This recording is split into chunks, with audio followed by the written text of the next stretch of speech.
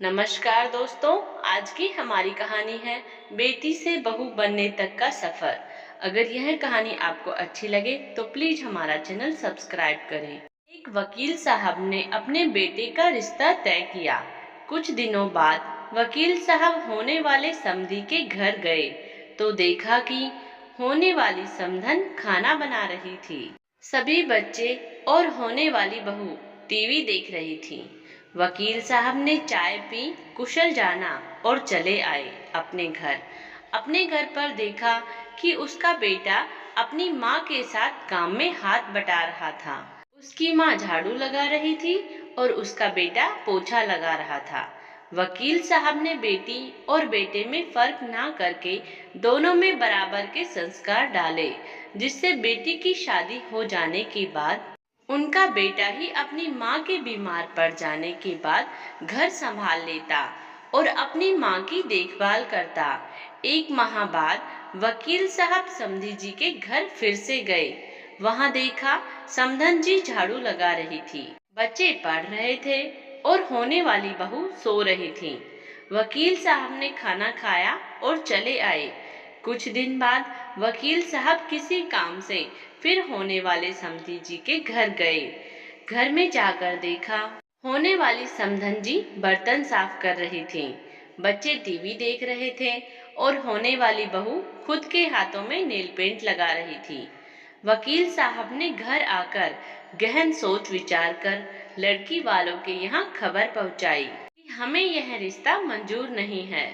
कारण पूछने पर वकील साहब ने कहा कि मैं होने वाले समधी जी के घर 3 बार गया, तीनों बार सिर्फ समधन जी ही घर के काम में व्यस्त दिखी। एक भी बार मुझे होने वाली बहू घर का कामकाज करते हुए नहीं दिखी।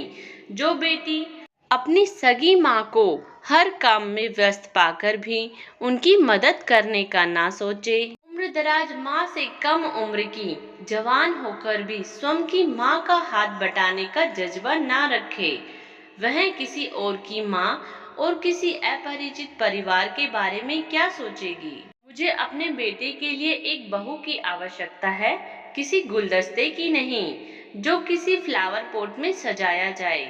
मैंने मेरे बेटे को तो ऐसे संस्कार नहीं दिए हैं। मैंने मेरी बेटी और बेटों दोनों को सिखाया है घर के काम करने से कोई छोटा नहीं हो जाता।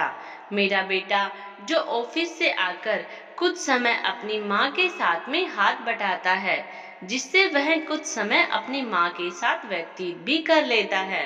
इसलिए सभी माता पिता को चाहिए कि इन छोटी छोटी बातों पर अवश्य ध्यान दे। बेटे और बेटी कितने भी प्यारे क्यों न हो, उनसे घर का कामकाज अवश्य कराना चाहिए। समय समय पर डांटना भी चाहिए, जिससे ससुराल में ज्यादा काम पड़ने या डांट पड़ने पर उसके द्वारा गलत करने की कोशिश ना की जाए। हमारे घर बेटी पैदा होती है, हमारी जिम्मेदारी है बेटी से बहू बनाने की। अगर हमने अपनी जिम्मेदारी ठीक तरह से नहीं निभाई, बेटी में बहू के संस्कार नहीं डाले तो इसकी सजा बेटी को तो मिलती है और माँ बाप को कोसते हैं, लेकिन यह कैसे भूल जाते हैं कि उन्हें वहां भेजने में किसी की बेटी का भी अहम रोल होता है। वरना बेटा अपने माँ बाप को शादी के पहले वृद्धा आश्रम क्यों नहीं भेजते।